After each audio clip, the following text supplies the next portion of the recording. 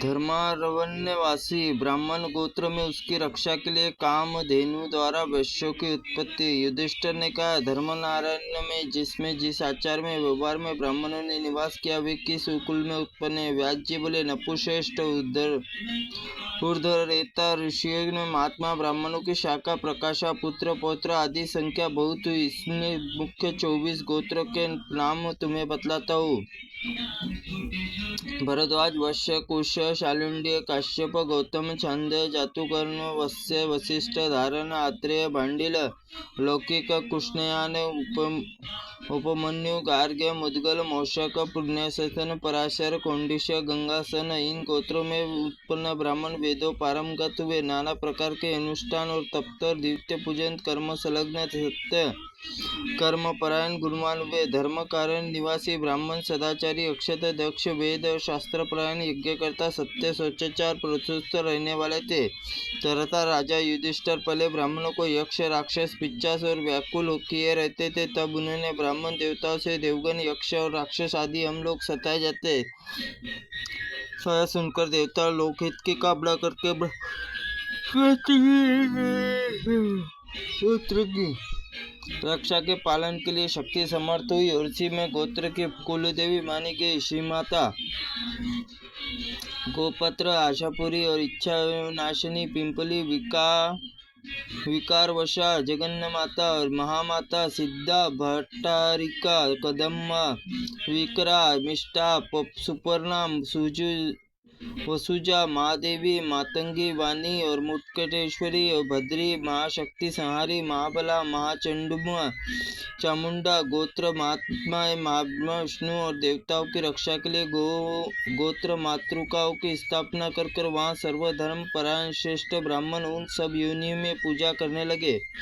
तभी से योनियों द्वारा अपने समय पर सुरक्षित हुए ब्राह्मण स्वयं पुत्र पौत्र संयुक्त हो गए। इसमें 100 वर्ष बीतने में ब्रह्मा विष्णु और शिव धर्मारायण देखने के लिए प्रातःकाल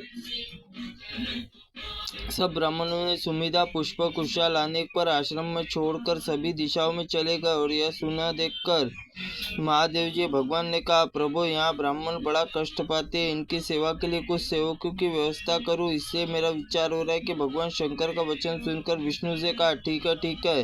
फिर वे ब्राह्मण से बोले, ब्राह्मण आप यहाँ ब्रह्मा जी की सेवा के लिए कोई उपाय कीजिए। ब्राह्मणों के विष्णु और आदेश से सुनकर ब्रह्मा जी ने कामधेनु स्मरण किया। स्मरण करने से कामधेनु उसी क्षण वहां आ गई और ब्रह्मा जी कामधेनु से कहा कि मात इन ब्राह्मणों के लिए प्रत्येक 2 शुद्ध हृदय वाले अनुचरों की व्यवस्था करो। बहुत अच्छा कहकर महाधेनु ने खूर से पृथ्वी खोदा और हुंकार किया। इसी प्रकार 1000 शिखा सूत्रधारी मनुष्य प्रकट हुए। वहां सभी महाबली वैश्य थे और उन्होंने यज्ञोपति धारण करते हुए सबको रखा।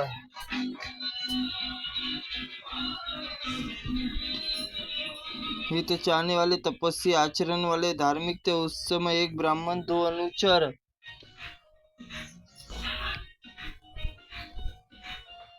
अनुचर दिए गए। ब्राह्मणों को पहले जो गोत्र बताया गया उसी अनुचर भी हुआ।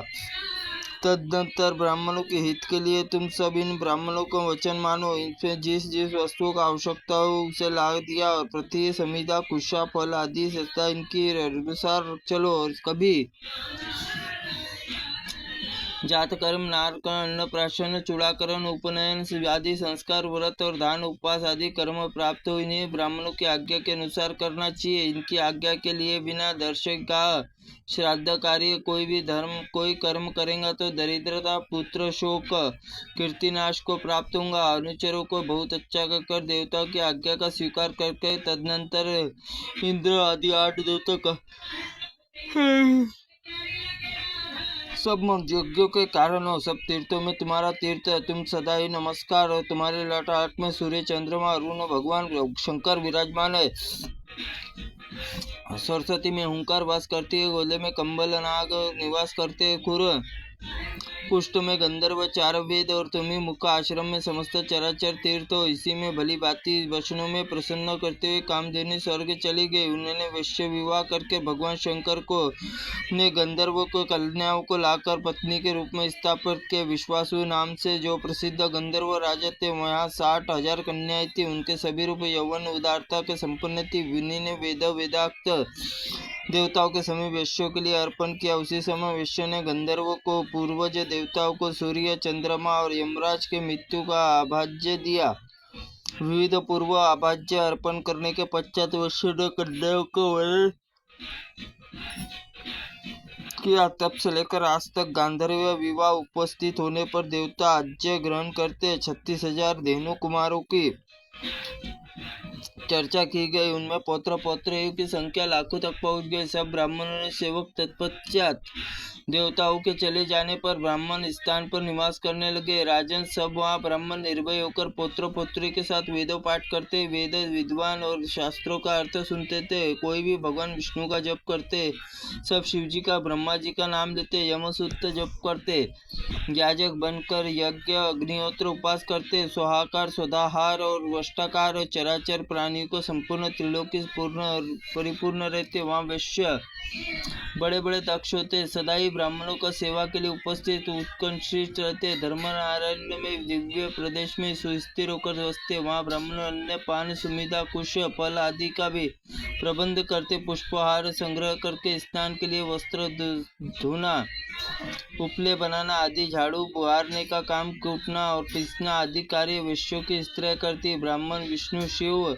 वचन सबके लिए ब्राह्मण सेवा करते। इन सब के ब्राह्मण स्वस्थ होकर हर्षपूर्वक दिन रात ब्रह्मा विष्णु शिव आदि की उपासना करने लगे। त्रुटिपूर्ण वाक्य के लिए भगवंत आप हमें क्षमा करें, हम आपसे क्षमा प्रार्थनी है।